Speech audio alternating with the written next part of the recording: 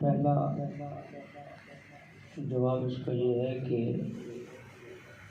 نفل کی کوئی نماز بھی وہ آپ جماعت کے ساتھ نہیں پڑھ سکتے۔ کوئی بھی نفل کی نماز آپ جماعت کے ساتھ نہیں پڑھ سکتے۔ نفل جب ہی پڑھیں گے آپ اکیلے پڑھیں گے۔ یہ تراویح کی نماز سنت مؤکدہ ہے، تو سنت مؤکدہ جو قریب الوجوب ہے، اسی لیے اس کی جماعت ضروری ٹھہری کہ نماز لمبی ہے اور اکیلا پڑھنا دشوار ہو جاتا ہے، بعض رکعتیں رہ جاتی ہیں، اسی لیے سیدنا فاروق اعظم عمر بن الخطاب رضی اللہ عنہ نے اس کو بالترتیب باجماعت شروع فرمائی۔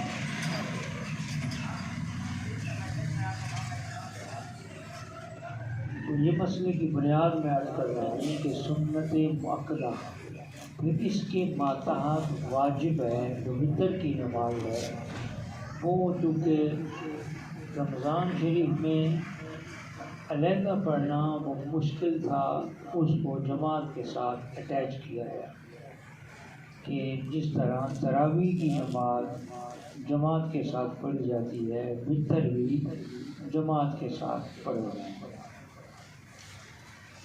اس کے علاوہ باقی 11 مہینوں میں وتروں کی جماعت ممنوع ہے، نہیں پڑھی جائے۔ کیوں؟ کہ وتر پڑھنے آسان ہے۔ اب آئیے نماز تسبیح کی طرف۔ یہ میں نے بیس بنا لیا ہے پہلے مسئلے۔ نماز تسبیح اس کا شمار نفل نماز میں ہوتا ہے،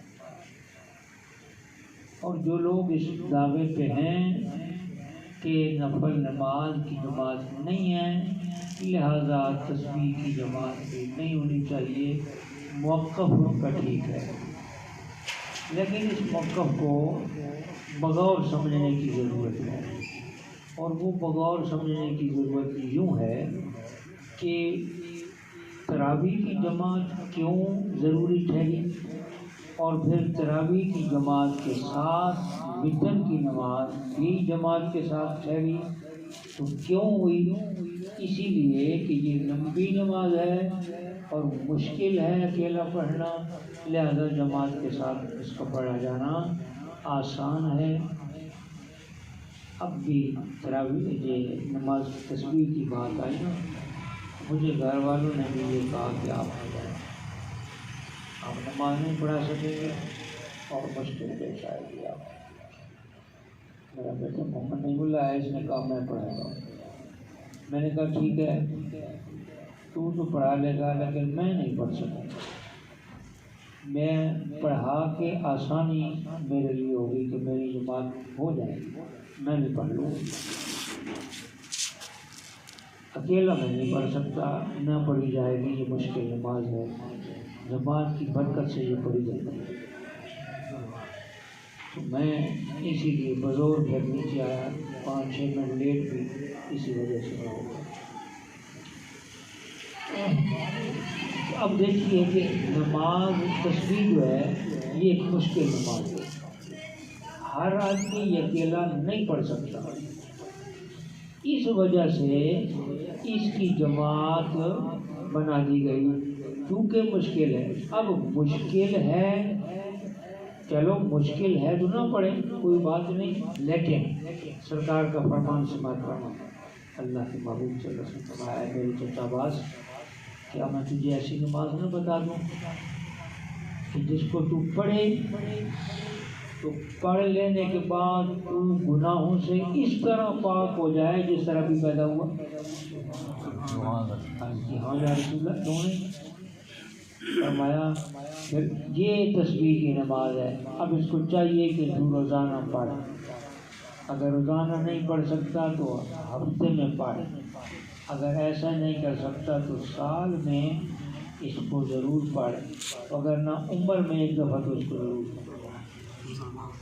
اب ضرور ضرور ضرور پڑھنے میں اس کی سنیت ثابت ہو جاتی ہے کہ یہ بطور سنت ہے۔ ایک بات ہے تو شمار تو اس کو نوافل میں ہی کیا گیا ہے، لیکن سرکار کا اس انداز میں فرمانا یہ سنت کے دائرے میں آتا ہے۔ پھر ضروری اس کو ضرور پڑھ۔ اب ضرور پڑھنا ہے تو نفل تو ضروری ہے نہیں، یہ نماز ضروری ہے، نفل ضروری نہیں ہے۔ تو چونکہ یہ نماز ضروری ہے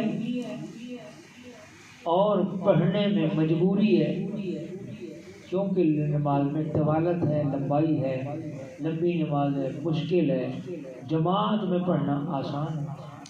آپ تجربہ کر کے دیکھ لیا ہے آپ نے، نماز میں کتنی آسانی سے ہم نے پڑھ لی، لیکن کوئی اکیلا پڑھے میں نماز یا تو بھولتا رہے گا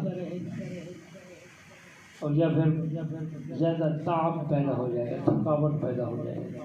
لیکن بہت آسان ہے، سہل ہے جماعت کے ساتھ پڑھنا۔ اسی لیے علماء نے اس کو درجہ سنت دے کر جماعت کے ساتھ نماز قرار دے دی ہے، تاکہ یہ مشکل نماز ہے آسان ہو جائے۔ آپ مسئلہ سمجھ آیا؟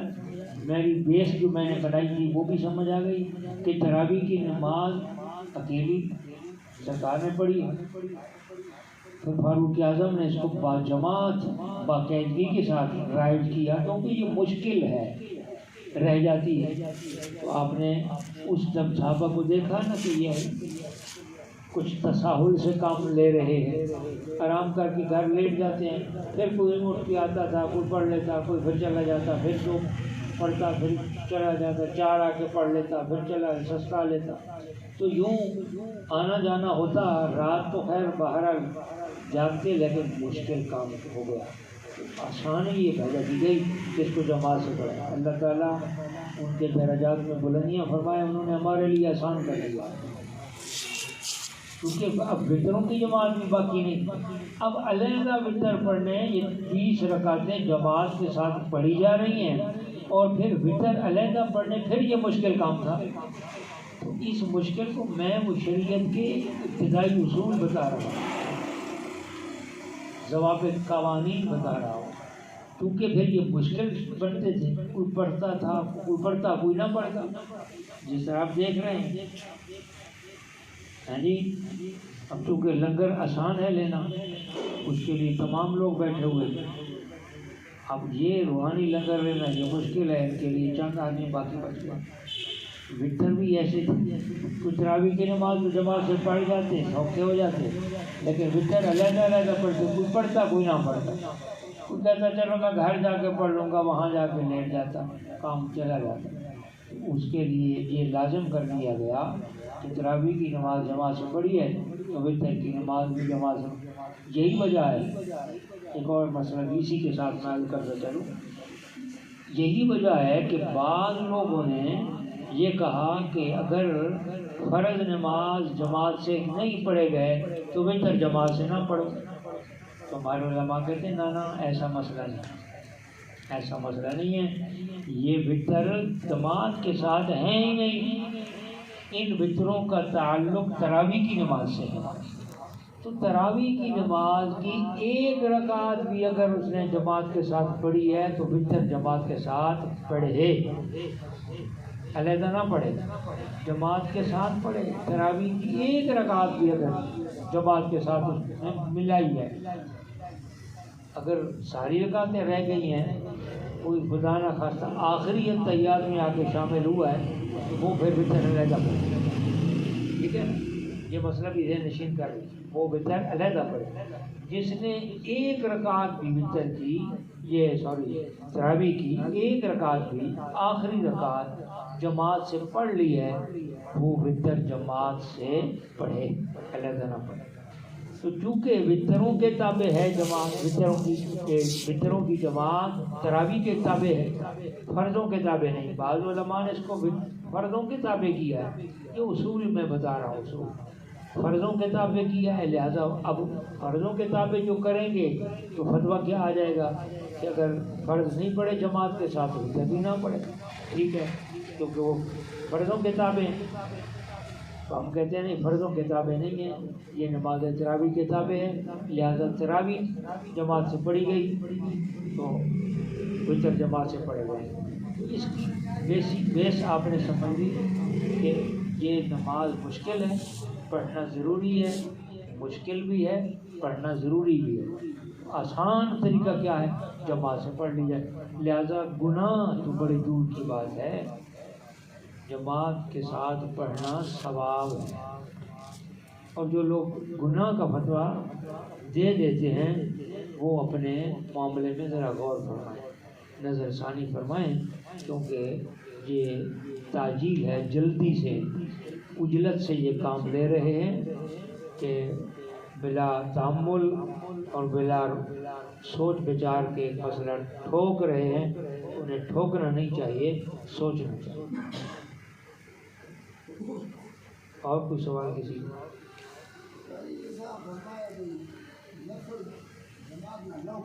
جی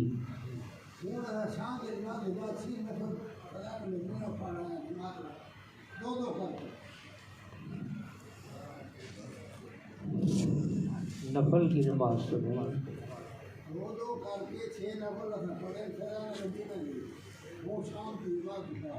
نفل کی کوئی نماز نہیں ہے، یہ ان سے پوچھا جانا چاہیے۔ ایسے بدگمانی میں کچھ کہہ نہیں سکتا کہ وہ کس صورت میں انہوں نے 6 رکعت نفل جماعت کے ساتھ پڑھائے ہیں، کس صورت میں پڑھائے ہیں، کیا بنیاد انہوں نے نفلوں کی بنائی ہے، تو یہ اس کے بعد اس کا، لیکن رسولی مسئلہ جو میں آپ کو بتا رہا ہوں کہ کسی نفل کی نماز ممنوع ہے، کوئی نفل، اشراق ہو، چاشت ہو، تہجد ہو، کوئی نفل بھی ہو۔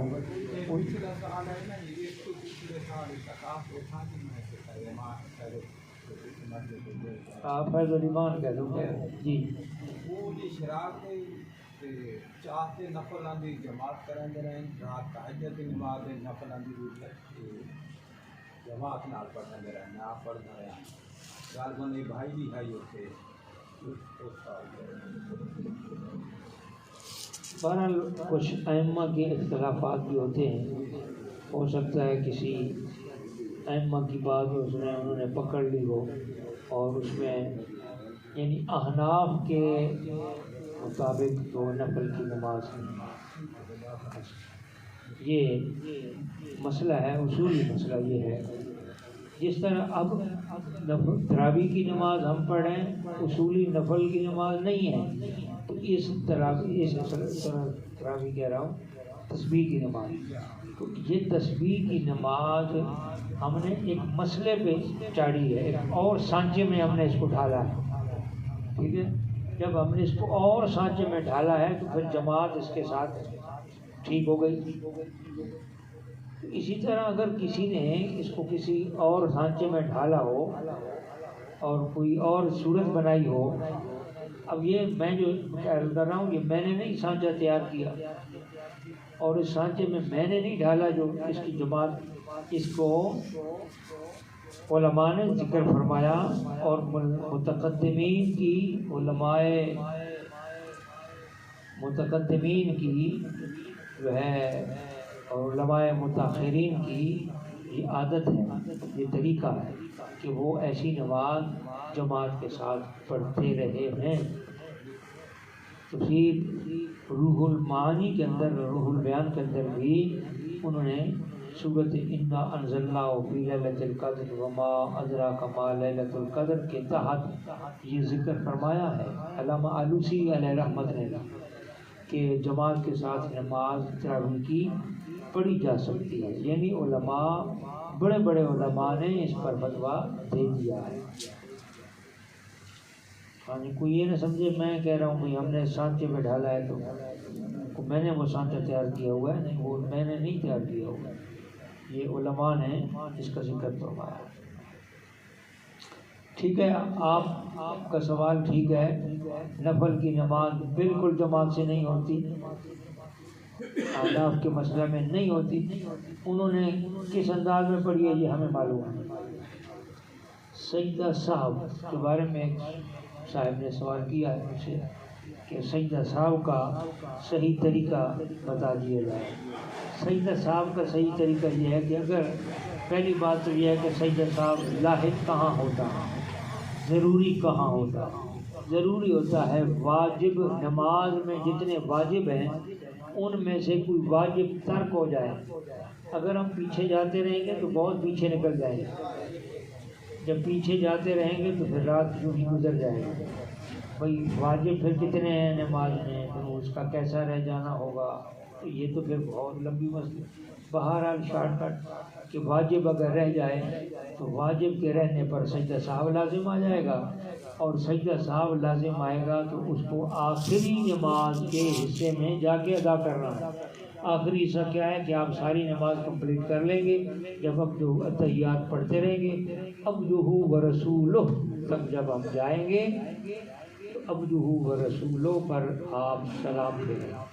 سلام صرف ایک ہی جانب، دو طرف سے نہیں، ایک ہی طرف سلام پھیریں گے، دائیں طرف۔ بائیں طرف بھی سلام نہیں پھیرنا، صرف دائیں طرف پھیرنا ہے، اور پہلا سلام ہوتا ہی دائیں طرف ہے۔ دائیں طرف سلام پھیریں گے، اور دائیں طرف سلام پھیر کے فوراً اللہ اکبر کہہ کے 2 سجدے کریں گے، جگہ باتی کے ایک کرنے کے بعد پھر دوسرا کریں گے۔ 2 سجدے کرنے کے بعد پھر تحیات پوری پڑھ کے سلام پھیریں گے، یوں سجدہ صاحب پورا ہو جائے گا، اور جو واجب ترک ہوا تھا اللہ تعالیٰ اس کی کفایت ان 2 سجدوں میں فرما دے گا۔ یہ تو طریقہ کار ہے سجدہ صاحب کا۔ اگلا سوال یہ بھائی لکھوا کے گئے ہیں کوئی، یا اہلی مدد یہ کہنا ہمارے مذہب میں جائز ہے یا کہ ناجائز؟ دھیان سے سماعت فرمائیں اور بالکل بڑے وثوق کے ساتھ، پوری ضمانت کے ساتھ، گارنٹیڈ بات، اور دوسرے معنی میں یوں کہہ دیں کہ قیامت تک کے ضامن ہونے کی حیثیت میں یہ بات نازل کر دیتا ہوں۔ یا اہلی مدد کہنا یہ جائز ہے، جائز ہے، کوئی ناجائز نہیں ہے، کوئی حرام نہیں ہے، کوئی بدعت نہیں ہے، کوئی شرک نہیں ہے، کوئی ناجائز نہیں ہے، کوئی گناہ نہیں ہے، بلکہ باعث برکت ہے، باعث ثواب ہے، باعث رحمت ہے، باعث مشکل کشائی ہے، باعث سرخروئی ہے، باعث فلاح و بہبود ہے، باعث کامیابی ہے، کامرانی ہے، ساری باتیں موجود ہیں۔ اب اس کے دلائل سے بات کریں کہ یا اہلی مدد کہنا کیسے، کیوں کر جائز ہے، جبکہ یا اللہ مدد اس کے مقابلے میں لوگ ٹکراؤ کے لیے پیش کر دیتا ہے، یہ بھی نہ جائز۔ اصل یہ نہ جائز کہ مخلوق کے ساتھ ذات اللہ کو ٹکرا کے پیش کرنا سب سے بڑا شرک یہ ہے، گناہ یہ ہے کہ ایک آدمی اپنے باپ کو پکار رہا ہے اور کوئی کہے اور شرک کر رہا ہے، تو کہے یا اللہ، یا ابھی نہ کہے اے میرے باپ، کیونکہ یہ شرک ہے۔ مخلوق کے سامنے خدا کو لے آیا تو تو لے آیا ہے، بدتمیزی تو تیری ہے، شرک تو تو کر رہا ہے۔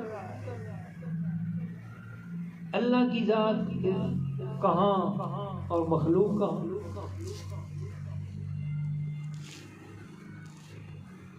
اب پکارنا جائز نہیں، کیوں بھائی؟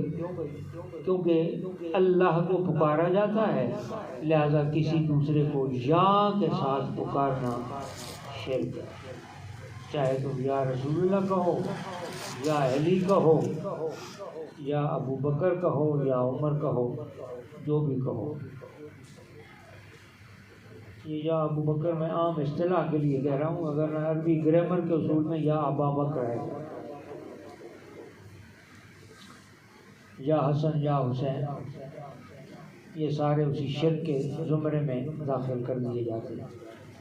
پہلی بات یہ سمجھیں کہ یا کے ساتھ، یعنی یا کا معنی اے کے ساتھ کسی مخلوق کو پکارنا دور سے یہ شرک ہے۔ فتویٰ دینے والے یوں دیتے ہیں کہ جب بھی تم مخلوق کو یا کہہ کے پکارو گے اور دور سے پکارو گے یہ شرک ہے، کیونکہ دور سے پکارنا خدا کا خاصہ ہے۔ بات میری سمجھ آ رہی ہے؟ ایسا ہی کہتے ہیں نا کہ خدا کو چونکہ بندہ دور سے پکارتا ہے لہذا دور سے پکار شرک ہے۔ اسی کے جواب میں ہم کہتے ہیں کہ یہ تو بڑی بدتمیزی ہے، یہ تو بالکل جہالت ہے، یہ تو بالکل اللہ کے ساتھ دشمنی ہے۔ اللہ کو دور سمجھتے ہو؟ جو وہ کہتا ہے نحن اقرب الیہ من حبل الورید، میں تمہاری شاہ رگ سے زیادہ قریب ہوں، جو رب شاہ رگ سے زیادہ قریب ہے تم کہتے ہو خدا کو دور سے پکارا جاتا ہے؟ یہ کہاں سے نکالا ہے؟ خدا تو قریب ہے۔ اب چونکہ کہنے والے، فتویٰ لگانے والے، شرک کا فتویٰ لگانے والے چونکہ یہ کہتے ہیں کہ دور سے پکارنا خدا کا خاصہ ہے، خدا کے لیے ہے، اگر خدا کو چونکہ ہم دور سے پکارتے ہیں لہذا کسی اور کو دور سے پکارا گیا تو یہ شرک ہو جائے گا۔ تو پھر اس کا جواب کیا سامنے آیا کہ یہ تو بدتمیزی ہے، یہ تو جہالت، تم نے تو خدا کو دور سمجھ لیا ہے، کفر تو تم کر رہے ہو، خدا تو شاہ رگ سے زیادہ قریب ہے۔ اگر خدا شاہ رگ سے زیادہ قریب ہے، اس بات کا ایمان ہے، یقین ہے، تو پھر خدا تو نزدیک ہے، پھر شرک تو ہو جو قریب سے کسی کو پکارو، کسی کو بھی قریب سے پکارو تو مشرک تو وہ بھی ہو جائے گا۔ تو پھر جواب اس کا کیا دے سکتے ہیں؟ کوئی بھی نہیں دے سکتے، گم ہو جائیں گے، جواب آئے گا بھی نہیں۔ ڈھکوسلا ہے، وہ کیا ڈھکوسلا، جو ایسا ڈھکوسلا لوگ دیتے ہیں وہ میں آپ کو بتا دیتا ہوں۔ تو نہیں جی، اصل مسئلہ یہ ہے کہ مدد کے لیے پکارنا، مدد کے لیے پکارنا، چلو مدد کے لیے پکارنا شرک ہے۔ تو کیا ایک آدمی اگر گر گیا ہے اور گرتے ہی کہتا ہے او فلاں میرا ہاتھ پکڑ، مجھے اٹھا، جلدی کر، میری مدد کر، تو اسے تو پھر پہلے تو یہ کہا جائے وہ پڑا رہے۔ مفتی نے فتویٰ دیا ہے کہ تو بھی مشرک ہو گیا، اگر میں تیری مدد کروں گا تو میں بھی مشرک ہو جاؤں، کیونکہ پکارنا مدد کے لیے یہ تو شرک ہے۔ تو پڑا ہے، گرا پڑا ہے تو گرا پڑا رہ جائے، میں نہیں اٹھا، کیونکہ مدد کے لیے جو پکارنا شرک ہے، تو جو آ کے مدد کرے گا، اصل کام تو خدا کا یہ ہے، خدا کے اصل خدا کا کام کیا ہے؟ مدد کرنا۔ اور اگر بندہ آگے مدد کرتا ہے تو خدا کا کام اصل تو یہ ہے۔ مشرک تو اصل وہی ہونا چاہیے جو مدد آگے کر رہا ہے، تو پھر اسے وہ کہے گا نہیں میں بھی مشرک ہو جاؤں گا، تو ہو گیا ہے کہ نا، مجھے پکار کے تو مشرک ہو گیا ہے، تو اللہ کو کیوں نہیں پکارا؟ تو جو گر گیا ہے تو کہے یا اللہ مجھے اٹھا، میں گر گیا ہوں، تو مجھے کیوں پکار رہا ہے؟ مدد کے لیے مجھے کیوں پکار رہا ہے؟ اگر تو مجھے پکار رہا ہے تو میں بھی مشرک بن جاؤں تجھے اٹھا کر؟ تو بتاؤ اب اس کا کیا جواب دے گے؟ کوئی جواب ہی نہیں، ہونگوں کی زبان، کائیں بائیں تائیں بائیں شائیں بائیں، اس کا کیا جواب ہو؟ کوئی بھی نہیں ہے۔ بابا اصل مسئلہ یہی ہے کہ یہ ایک انگریز نے بے سوچے سمجھے کام چلایا، اس نے ٹارچر کیا ایسے دماغوں کو، انہوں نے آگے بات چلا دی، سمجھ ہی نہیں۔ اب جب پھنس جاتے ہیں تو پھر بھاگنے کی کوشش کرتے ہیں، اور نہیں پھنستے تو پھر سادہ لوگوں کو پھنساتے رہتے ہیں۔ او جی یا اللہ مدد، کسی اور سے مدد کہی تو مشرک ہو جاؤ۔ اچھا اس کے جواب میں پھر دائیں بائیں کائیں شائیں کرنے کے بعد پھر کہیں او نہیں جی یہ ہم نہیں کہتے، ہم کہتے ہیں دور سے پکارنا شرک ہے، یہ تو نزدیک والا نہیں ہے، دور سے پکارنا شرک ہے۔ وہ پہلا تو بھول گئے نا، پہلی بات وہ بھول گئے، پہلی بات یہ لوگ بھول جاتے ہیں، پہلی بات لوگ بھول جاتے ہیں۔ وہ ہمارے ایم پی اینوں کو کراچی میں جا کے ڈھک لیا ہے نا، انہوں نے کہا جی تم تو اب جہاں اپنے ضمیر کا سودا لگا کے بک رہے ہو، تو جب پھر ووٹ آئیں گے تو جب وہاں جائیں گے تو پھر تم لوگوں کو کیا منہ دکھائیں گے؟ تو وہ کیا فرماتے ہیں، لوگ بھول جائیں گے۔ ہم جب ووٹ دوبارہ لینے جائیں گے نا، یہ ہم نے جو ضمیر فروشی کی ہے یہ لوگ بھول جائیں گے، کیونکہ یہ لوگ بھولنے والے ہیں، تو ادھر سے بھی لوگ بھول گئے۔ اب انہوں نے کیا کہا، نہیں جی جب انہیں یہ کہا بھئی مدد خدا تو شارک سے زیادہ قریب ہے، تو چاہیے تو یہ تھا کہ قریب والے پر تو فتویٰ لگاتے۔ اب ادھر تو چوپ ہو گئے نا، پھر وہ کیا کہا، نہیں جی دور سے پکارنا، وہ اب یہاں یہ بھول گئے ہیں جی، وہ دور سے پکارنا ہم یہ کہہ رہے ہیں۔ اچھا دور سے پکارنا، چلو ہم اس کے بھی آپ کو مثال پیش کرتے ہیں، بھئی دور سے پکارنا شرک ہے۔ تو اگر ایک آدمی کنویں میں گر گیا ہے، نحو کی کتابوں میں بھی اس کے دلائل موجود ہیں، نحو کی کتابوں میں کیا کہ جو آدمی کنویں میں گر گیا ہے وہ کہتا ہے یا رجلن خذ بیدی، اے مرد خدا میرا ہاتھ پکڑ۔ اب یہ تو دور کی بات بھی ہے، غیب کی بات بھی ہے۔ اس مثال میں دونوں باتیں آ گئی اور یہ ذہن نشین کر لی، اور آپ بھی اس کو سمجھتے ہیں عقلی طور پر بھی، میں کوئی منطق فلسفہ نہیں بول رہا، آپ سمجھ سکتے ہیں۔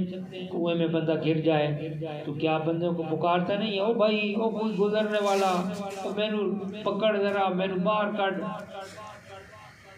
وہ کہے گا نا، یہی کہے گا نا۔ تو اب وہ دور سے بھی ہے، غیب سے بھی ہے، کیونکہ اوپر جانے والوں کو کیا پتہ ہے نیچے کنویں میں اندر کچھ پڑا ہے، تو اس کے لیے بھی غیب ہے، جو نیچے پڑا ہوا ہے اس کے لیے بھی غیب ہے، میں کس کو پکار رہا ہوں، اوپر سے کوئی اللہ سے تک گزر رہا ہے جی، کوئی انور اشرف گزر رہا ہے، اس کو کیا پتہ ہے وہ گزر رہا ہے کہ نہیں گزر رہا، وہ تو نیچے سے بندے کو پکار رہا ہے، یا رجلن خذ بیدی، اے اللہ کے بندے میرا ہاتھ پکڑ۔ جب وہ یہ کہتا ہے کہ اے اللہ کے بندے میرا ہاتھ پکڑ، تو پتہ ہی نہیں کہ کون ہے ہی صحیح کہ نہیں، بس وہ اپنی چیخوں پکار کر رہا ہے، تو کیا وہ مشرک بن گیا ہے کہ مسلمان رہے گا؟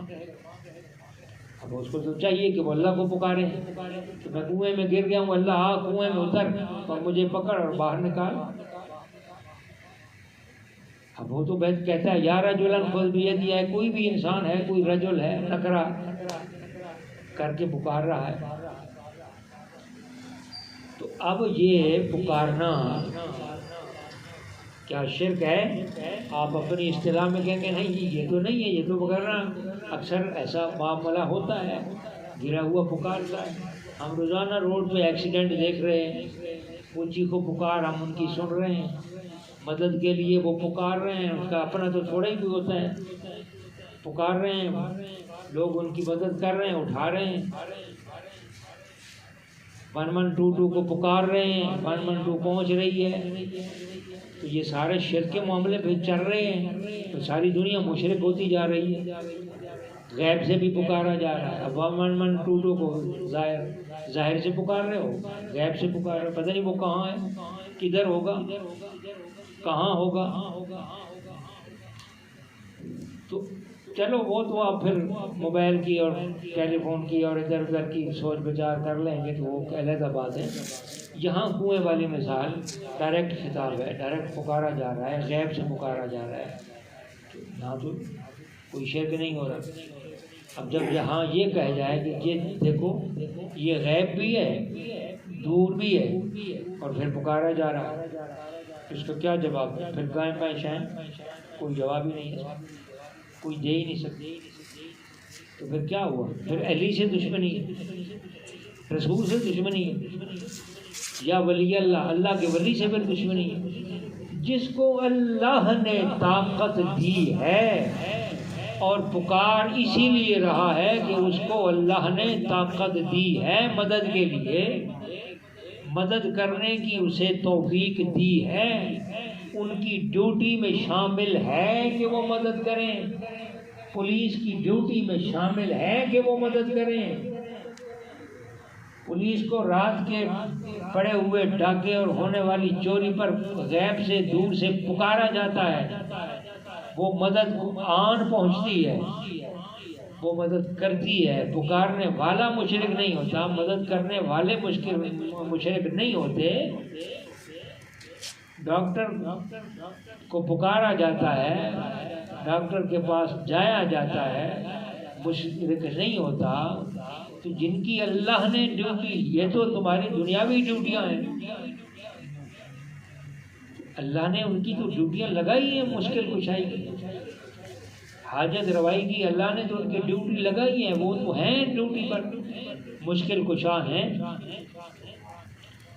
اب میں آپ کو نقل کی بات یعنی حدیث کی بات، یہ تو میں ساری عقلی باتیں کی تاکہ عقلی طور پر آپ کا ذہن ایک بیس تیار ہو جائے، آپ کی بیس تیار ہو جائے، آپ اس بات کو سمجھ آئیں کہ بالکل ایسے لوگ جہلا ہیں، حقائق سے بالکل ناواقف ہیں، جو یہ لوگ کہتے ہیں مشرک شرک. میں نے پچھلے جمعے پر غالباً کہا تھا، یہ درس قرآن میں دیتے ہوئے یہ کہا تھا کہ شرک بہت بڑا گناہ ہے، بہت بڑا گناہ ہے، عظیم گناہ ہے. ان شرک لظلم عظیم، شرک ظلم عظیم ہے. اور کتنی بڑی زیادتی ہوگی، شرک کے ساتھ زیادتی ہوگی کہ ہر چھوٹی شے کو شرک کہہ دیا جائے. اللہ اکبر. پتہ نہیں میں سمجھا سکوں گا یا نہ سمجھا سکوں گا، اللہ کرے کہ میں سمجھا سکوں اور خدا کرے کہ تمہیں سمجھ آ سکے. شرک بہت بڑا ظلم ہے، بہت بڑا گناہ. اس کی آپ مثال سمجھیں، آپ نے ایک چھوٹی سی کیڑی کو مارنا ہے، چھوٹی سی کیڑی کو مارنے کے لیے جو آپ ایک 10 ٹن کا پتھر اٹھا کے اس کے اوپر پھینکیں تو بتاؤ اس کا کوئی مقصد؟ یا نور پورے کے جاہل آدمی بدبخت کمینے سے اس سے پوچھیں بھائی 7 سال کی بچی پر 5 پھیر کر کے مار دینا، 7 دن کی بچی کو 5 پھیر مار کے مار دینا، یہ کتنا بڑا ظلم ہے. اسی مثالوں سے سمجھیں کہ اتنا بڑا شرک اور اتنے ہر چھوٹی چھوٹی بات پر آ کے دھڑم کرے شرک، یہ کتنا بڑا ظلم ہے، کتنی بڑی زیادتی ہے. اور شرک کی توہین کر دی، شرک کو اتنا سستا کر دیا گیا، اتنا ارزاں کر دیا گیا، اتنا اس کا چرچا عام کر دیا گیا کہ شرک کا ڈر ہی ختم ہو گیا ہے. لوگوں کو شرک کے ڈر سے ماورا کر دیا گیا. یہ اسلام کی دشمنی ہے. ہر بات پر شرک کی مشین چلا دینا، گھاس کے کترے کی مشین کی طرح چلا دینا، ہر شے کٹ کٹ کٹ کے شرک شرک شرک شرک شرک شرک شرک جا کے سارا کترا بنا دیا. اسلام سارا کچرا ہو گیا، کترا ہو گیا، کوئی شے رہ کیا بھی شرک شرک شرک شرک. تو یہ بہت بڑی ظلم کی بات ہے، بہت بڑے ظلم کی بات ہے۔ اور یہ شرک جو ہے اللہ اکبر، یہ تو نہ معاف ہونے والا ہے۔ ان شرک لظلم ویغفر ما دون ذلک لمن یشاء ان اللہ لا یغفر ان یشرک بہ۔ اللہ فرماتا ہے میں اگر نہ معاف کروں گا تو صرف شرک ہی ہے جو معاف نہیں کروں گا، باقی اس کے علاوہ باقی جتنے پہاڑوں برابر گناہ لے آئیں گے میں معاف کر دوں گا۔ اب اتنا بڑا گناہ اللہ تعالیٰ شرک کو کبھی معاف کرتا ہی نہیں ہے، اس کا قانون اٹل ہے، باقی پہاڑوں جتنے گناہ ہوں گے معاف ہو جائیں گے۔ یہ ہر بات پہ شرک، ہر بات پہ شرک، ہر بات پہ شرک، تو بچاؤ بچے کا کون؟ تو میں نے عقلی طور پر آپ کے سامنے اور ایک نقل کی یعنی حدیث کی بات پیش کرتا ہوں، ترمذی شریف میں بھی ہے اور سیاستہ کی کتابوں میں، دیگر حدیث کی کتب میں بھی یہ حدیث موجود ہے۔ اللہ کے محبوب صلی اللہ علیہ وسلم نے ارشاد فرمایا، جب تم جنگل میں سفر کر رہے ہو اور تم پر راستہ گم ہو جائے یا تمہاری سواری گم ہو جائے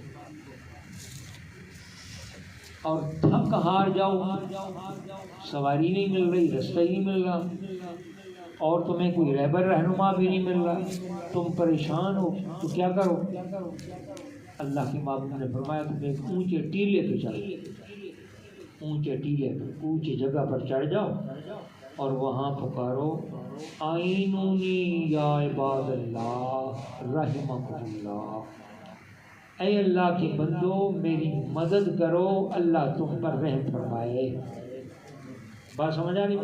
یہ حدیث کے لفظ ہے، ذمہ داری کے ساتھ عرض کر رہا ہوں، ضمانت کے ساتھ عرض کر رہا ہوں۔ آئینونی، آئینونی اعانت سے ہے، مدد سے ہے، یا علی مدد کا حدیث کے ساتھ بعین ہی جواب ہے۔ اللہ کے بندو یہ رجال الغیب ہیں، یہ علی کے غلاموں کے غلاموں کے غلاموں کے غلاموں کے غلام ہیں، علی بڑی شان والے ہیں، یہ رجال الغیب تو علی کے قدموں کی خاک بھی، علی کی شان تو بلند ہے، تو جب علی کے قدموں کی خاک ان کو جب پکارا جائے وہ مدد کر سکتے ہیں، جو خود مولا علی شیر خدا ہے وہ مدد کیوں نہیں کر سکتے؟ اس کو پکارنا کیوں شرک ہے؟ تو آئینونی یا عباد اللہ، حدیث کے لفظ آئینونی یا عباد اللہ، اے اللہ کے بندو میری مدد کرو۔ اس کی مثالیں میں ایک پرسنلی مثال، آئینونی عباد اللہ، ذاتی تجربہ، ذاتی بالکل ذاتی تجربہ۔ میں موٹر سائیکل پر گیا ہوں، یہ پہاڑی سفر ہے، یہاں یہ ٹرک کے اوپر صحابہ کرام کے مزارات ہیں، وہاں میں اپنی ہمشیرہ بھی میرے ساتھ تھی، ان کو میں لے کے مزار پہ گیا تو وہاں بیٹھ رہے، پھر سورج غروب ہونے والا تھا تو میں نے کہا چلتے ہیں، نکل پڑے۔ اچانک موٹر سائیکل پنچر ہو گیا۔ جب موٹر سائیکل پنچر ہو گیا، پہاڑی سفر، اب رات ہو گئی، اب مجھے خوف یہ ہوا کہ یہ تو بالکل پہاڑ ہیں، رات کا سفر ہے، اور اگر میں اکیلا ہوتا تو پھر تو کوئی بات نہیں ہے، ایک عورت ذات میرے ساتھ ہے تو بڑی پریشانی میرے لیے۔ مجھے یہ اچانک حدیث القاء ہو گئی، یاد آ گئی۔ میں نے کہا اللہ کے محبوب کا ارشاد ہے آئینونی یا عباد اللہ، اے اللہ کے بندو مدد کے لیے میرے آؤ، حضور کا فرمان ہے، سچ ہے۔ تو میں ایک ٹیلے پہ پہاڑی پر چڑھ گیا، پہاڑی کے اوپر، میں نے دائیں بائیں مشرق مغرب کی طرف یہی اس طرح منہ کر کے کہا آئینونی یا عباد اللہ رحمۃ اللہ، پھر ادھر منہ کر کے کہا آئینونی یا عباد اللہ رحمۃ اللہ، ادھر منہ کر کے کہا آئینونی یا عباد اللہ رحمۃ اللہ، ادھر کہا آئینونی یا عباد اللہ رحمۃ اللہ۔ مجھے بالکل یقین جانیے مسئلہ رسول میں بیٹھا ہوا ہوں، سچ کہہ رہا ہوں، مجھے نہیں معلوم اچانک ایک ڈالا آ گیا، کدھر سے آیا کوئی رستے بھی نہیں ہے، وہ تھوڑی سی چھڑک جیسے کہتے ہیں اس پر موٹر سائیکل چل رہا ہے، اچانک ڈالا آ گیا، آ کے میرے پاس ہی کھڑا ہوا، انہوں نے کہا کیا ہوا؟ میں نے کہا موٹر سائیکل پنچر، انہوں نے کہا چلو ٹھیک ہے آپ ٹھہرے، انہوں نے خود موٹر سائیکل اٹھائی اور مجھے نہیں پتہ چلا وہ کس طرح انہوں نے اٹھائی اور کس طرح جا کے ڈالے پہ لوڈ کر دی، مجھے کہنے لگے چلو اوپر بیٹھ جاؤ، اوپر بیٹھ، اچھا مجھے کہنے لگے کہاں اتریں گے؟ میں نے کہا باہر مین روڈ پہ اتار دیں، انہوں نے کہا چلو ٹھیک ہے، بنو اسرائیل روڈ مین روڈ جو ہے نا اس روڈ پہ میں نے کہا مجھے اتار دیں، پھر میں آگے چلا جاؤں گا کوئی بات نہیں، انہوں نے کہا چلو ٹھیک ہے اس روڈ تک آپ کو لے جائیں گے، جب روڈ آیا تو انہوں نے بریک لگا، کہا روڈ آ گیا ہے آپ اتر آئے، ہم نیچے اترے، انہوں نے موٹر سائیکل اٹھا کے نیچے رکھ دی، مطلب بندہ جب موٹر سائیکل اٹھاتا ہے تو زور تو لگتا ہے نا، مجھے ان کو زور لگنے کا پتہ ہی نہیں چلا، تو وہ زور لگا رہے ہیں موٹر سائیکل اٹھا رہے ہیں یا کہ ایک کاپی اٹھا رہے ہیں، انہوں نے ایسے موٹر سائیکل ایسے کر چل گئے، ٹھیک ہے جی، اب ڈالا تھوڑا سا ایسے کیا پھر کہہ دیا، پتہ نہیں وہ کدھر کیسے آیا، کہاں سے آیا، کون تھے، کدھر سے چلے گئے، اب بعد میں مجھے خیال آیا یہ ہو ان سے میں تعارف تو کرتا، پوچھ لیتا بھائی آپ کہاں سے آ رہے تھے، کہاں جا رہے ہیں، کدھر کدھر پہاڑیوں سے آپ نکل آئے ہیں، یعنی اللہ کے بندے بالیقین یہ مدد کرتے ہیں، اور غیب سے اللہ کے بندے ہیں، حدیث میں ہے کہ غیب کے بندے ہیں جو مدد کرتے ہیں، جب تمہیں مشکل آ جائے تو پکارو، اور جب تم پکارو گے تمہاری مشکل اچانک اللہ کے بندے تم پر حاضر ہو جائیں گے، فوراً ظاہر ہو جائیں گے اور تمہاری مدد کریں گے، تو یہ شرک ہے؟ بتائیے، اللہ کا محبوب ہمیں شرک کی تعلیم دے رہا ہے، اور یار جب ایسے غیب کے بندوں کو پکارا جا سکتا ہے تو جاہلی مدد پکارنا چاہیے، میرا خیال ہے، امید ہے کہ آپ سمجھ گئے، مگر نہ دلائل اور بھی بڑے، رات گزر جائے گی، سبحان رب العظیم۔ میں نے حدیث ایک پیش کی ہے، بہت ساری حدیث ہیں، قرآن کی آیات ہیں، انہی پر اللہ کے بندے مدد کر سکتے ہیں، اللہ کے بندوں کو پکارنا جائز ہے، اور ہر جگہ یا اللہ مدد، یا اللہ مدد ہر جگہ پکارنا خلاف توقع اور خلاف توکل ہے، اور ممنوع بھی ہے، بعض مقام پر ممنوع ہو جاتا ہے اور بعض مقام پہ حرام بھی ہے،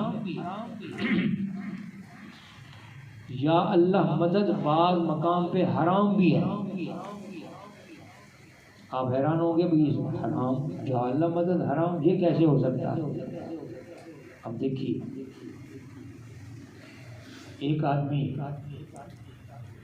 پیاسا، بھوکا، بیماری سے لاغر ہو کر گر گیا، اور وہ کہتا ہے یا اللہ مدد، ایک آدمی اس کو پانی لا دیتا ہے، وہ کہتا ہے نہیں میں تیرا پانی نہیں پیتا، یا اللہ مدد،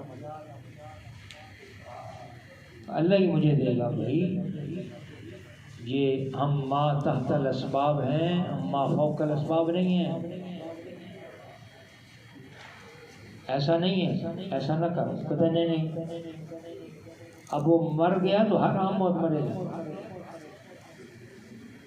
تو گویا اس نے خود اپنی اوپر موت وارد کی، جبکہ مخلوق اس کی مدد کر رہی تھی۔ اس کی دوسری مثال یہ سمجھیں ناجائز ہونے کی، کہ کوئی کہے کہ چلو جی نہر میں ویسے یا اللہ مدد کہیں کہ نہر میں پار کر لیں، لیکن یہ حکم نہیں ہے اس کا، اس کا کوئی حکم نہیں ہے. ایسا کام کرنے سے انسان گناہگار ہو جائے گا، کیونکہ ڈوب جائے گا تو پھر حرام کی موت مرے گا. حرام کی موت مرے گا نا، ڈوبے گا تو حرام کی موت. اس کو تو اللہ نے تو نہیں کہا، وہ تو خودکشی کے زمرے میں آ جائے گا. اللہ نے تو کہا تو کشتی پہ چڑھ کے جا، کنارے پہ جانا ہے، کنارے پہ لگنا ہے تو کشتی پہ جا. جبکہ تو تیراکی نہیں جانتا، تیرے پاس کوئی اسباب بھی نہیں ہے جانے کے، تو ویسے دریا میں چھلانگ لگا دیتا ہے اور کہ یا اللہ مدد. کیا بات ہے، یہ تو حرام کر رہا ہے. دوسرا ہے سبحان ربی العظیم. ابھی ہم نے انشاءاللہ ذکر بھی کرنا ہے، دعا کا وقت بھی آنے والا ہے، دعا بھی کریں گے. سبحان ربی العظیم یہ ہے کہ کتنی دفعہ پڑھنا چاہیے. سبحان ربی الاعلیٰ ہے تو کیا زیادہ پڑھ سکتے ہیں کہ نہیں پڑھ سکتے؟ میں نے نماز میں بھی، تسبیح کی نماز کے آغاز میں بھی کہا کہ سبحان ربی العظیم یا سبحان ربی الاعلیٰ جتنی دفعہ کہہ سکتے ہیں کہہ لیں، کوئی ممنوع نہیں، لیکن کم از کم 3 بار کہیں. زیادہ آپ 5 7 طاق عدد میں جتنا کہنا چاہیں کہ 70 دفعہ بھی کہہ سکتے ہیں، 1070 بار بھی کہہ سکتے ہیں، کوئی بات نہیں. سجدے میں پڑھے ہیں کہتے ہیں سبحان ربی الاعلیٰ، رکوع میں کھڑے ہیں تو کہتے رہے سبحان ربی العظیم، کوئی ایسی بات نہیں. لیکن جماعت کے ساتھ ایسا نہیں ہے، جماعت کے ساتھ امام کے ساتھ آپ کو چلنا ہوگا. جمعہ شریف کی سنتیں. چوتھا سوال یہ تھا کہ جمعہ شریف کی سنتیں. جمعہ شریف کی 10 سنتیں مقدار ہیں. 4 پہلے، پھر 2 فرضوں کے بعد 4، پھر ان 4 کے بعد 2، یہ ہو گئی 10. یہ 10 کی 10 سنتیں مؤکدہ ہیں، ان کا پڑھنا لازم ضروری ہے. نہ پڑھنے والا گناہگار ہے، اور اگر زیادہ ترک کرے گا تو موجب سزا، حقدار سزا بنے گا. اور اگر 4 رکعتیں اس کی پہلی رہ گئی تو قضا ہو گئی. جمعے کی نماز کی پہلی 4 سنتیں رہ گئی تو وہ رہ گئی، اب اس کو نہیں پڑھ سکتا. اب 4 وہ نہیں پڑھے گا اور 2 اگلی پڑھے گا. 6 سنتیں اس کی ہوں گی، 6 پڑھی جائیں گی، پہلی 4 چھوڑ گئے. اور زور کی 4 سنتیں پہلی، زور کی 4 پہلی سنتیں پڑھنا ضروری ہے. وہ نماز سے پہلے پڑھنا ضروری ہے. خدا نہ خواستہ رہ گئی تو فرض نماز کے فوراً بعد پہلے 4 پڑھے گا، پھر 2 پڑھے گا. ان روایات میں، احادیث کی کتب میں روایات میں اختلاف موجود ہے. پہلے 2 کی روایات بھی ہیں، لیکن معتبر ترین روایت 4 کی ہے. کیوں؟ اس لیے کہ 4 تو 2 سے ہر حال پہلے ہے. اور جو دلیل بعض روایات میں ہے وہ یہ ہے کہ یہ تو ویسے رہ گئی، 2 کو تو اپنی مقام پہ پڑھو، اس 4 کو پھر 2 کے بعد جا کے پڑھو، یعنی پہلے 2 پڑھ لو پھر 4 پڑھ لو. بعد نے اپنے اس موقع پر دلیل یوں پیش کی اور وہ کہتے ہیں نہیں، ایسا نہیں ہے. سنتوں کی ترتیب یہ ہے کہ پہلے 4 ہیں اور پھر 2 ہیں، لہذا یہ 4 سنتیں ان 2 سنتوں سے حال حال پہلے ہیں. اگر پہلے ہیں تو پھر 4 کو پہلے پڑھو، ان 4 کے بعد سنتیں. کیونکہ سنتوں کے درجے تو یہ ہے نا آپس میں. چلو فرض والا تو وہ فرضوں سے پہلے تھی، وہ تو رہ گئی. اب 2 سنتیں 4 فرضوں کے اٹیچ ہیں، مگر 4 کے تو ان کے بعد درجہ بعد میں ہے 2 کا، لہذا 2 کا بعد میں ہے تو بعد میں ہی رہنا چاہیے. 4 سنتیں پہلے پڑھیں پھر 2. ٹھیک ہے جی، یہ 5 سوال تھے، ان کا کچھ تو جواب آپ کے گوشت گزار کر دیا گیا ہے، باقی تفصیلاً جواب پھر انشاءاللہ کسی نہ کسی موقع پر یہ پھر آتا رہے گا۔ اب ذکر کے لیے جڑ جائیں، ذکر کرتے ہیں، پھر اس کے بعد انشاءاللہ دعا مانگیں گے، پھر جس کی مرضی ہے جو کریں۔